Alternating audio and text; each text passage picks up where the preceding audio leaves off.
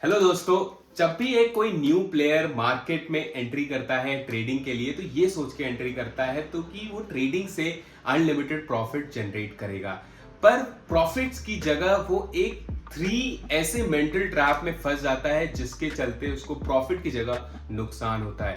यहाँ पे ऐसा नहीं कि उसने अपने लिए स्ट्रैटेजी डिफाइन नहीं की है, स्ट्रैटेजी डिफाइन करने के बाद भी यहाँ पे वो लॉस करता हुआ दिखाई पड़ता है। तो इस वीडियो में मैं डिस्कस करने वाला हूं 3 ऐसे मेंटल ट्रैप जिसमें एक न्यू बिगिनर फंस जाता है। जो पहला ट्रैप है जिसके बारे में बात कर रहा हूं वो है ओवर कॉन्फिडेंस। मैं ऐसा मानता हूं, या फिर अगर आप एक न्यू ट्रेडर है मार्केट में तो आप इस चीज से रिलेट कर पाएंगे। अगर आप मार्केट में न्यूली एंट्री किए हैं या फिर आपने जस्ट स्टार्ट किया है ट्रेडिंग करना, तो आपको यहाँ पे कुछ ट्रेड्स में प्रॉफिट होता हुआ दिखाई पड़ रहा होगा, या फिर आपने यहाँ पे कुछ कंटिन्यूअस प्रॉफिट भी जनरेट किया हुआ जिसको बोलते हैं बिगिनर्स लक। तो जब ये बिगिनर्स लक हिट करता है किसी भी न्यू बिगिनर को तो उसको ओवर कॉन्फिडेंस हो जाता है और उसी के चलते वो अपने स्ट्रैटेजी को थोड़ा सा इग्नोर कर देता है और स्टॉप लॉस को भी इग्नोर करता है और यहाँ पे पोजीशन साइजिंग भी बड़ी कर देता है और रिस्क को बड़ा कर देता है। तो इसने 2-3-4 महीने में जो भी इसने प्रॉफिट जनरेट किया था, अपने उस ओवर कॉन्फिडेंस के चक्कर में वो एक बड़ा लॉस ले लेता है जिसके चलते not even in break even वो उससे नीचे भी जाता हुआ दिखाई पड़ता है। अपने प्रिंसिपल से, अपने कैपिटल से भी वो पैसा लूज कर देता है। सेकेंड मेंटल ट्रैप के बारे में जो मैं बात करूंगा वो है रिवेंज ट्रेडिंग।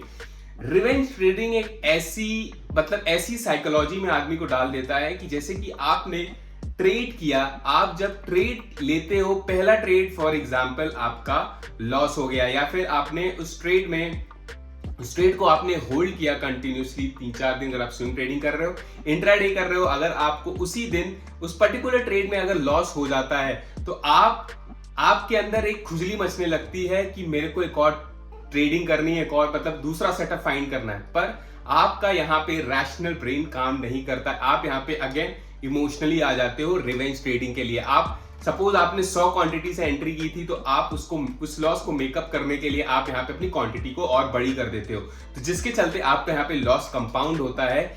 इसीलिए रिवेंज ट्रेडिंग से क्लियर कट आपको दूर रहना है। अगर आप इंट्राडे ट्रेडिंग कर रहे हो, आपको उस पर्टिकुलर डे पे अगर आपका एसएल हिट हो जाता है तो close your system and stay away from the screen for that particular day. या फिर अगर आप स्विंग ट्रेडिंग कर रहे हो, अगर आपको एक बड़ा लॉस हिट हो जाता है तो आप रिवेंज ट्रेडिंग मत करो। आप वहां पे एनालाइज करो और रिव्यू करो कि कहां आपसे गलती हुई है। जो तीसरा ट्रैप है वो है होप।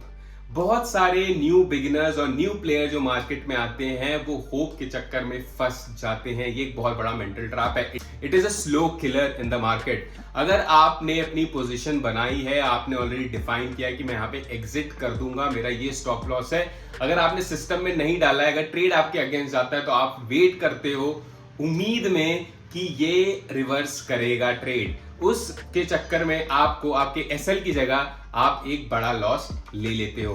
तो दोस्तों, ये 3 मेंटल ट्रैप्स जो मेरे हिसाब से मुझे लगता है कि एज अ बिगिनर जिसके चलते वो प्रॉफिट जनरेट नहीं कर पाते हैं, तो ये सारी चीजें अगर आप अपने ट्रेडिंग में इंप्लीमेंट करते हैं और या फिर ओवरकम करते हैं तो यहाँ पे आपकी ट्रेडिंग इंप्रूव होते हुए दिखाई। दोस्तों, अगर ये वीडियो आपको थोड़ी सी भी हेल्पफुल लगी हो तो चैनल को जरूर सब्सक्राइब करें ऐसी नॉलेजेबल वीडियोस के लिए। Till then, bye bye, see you in my next video.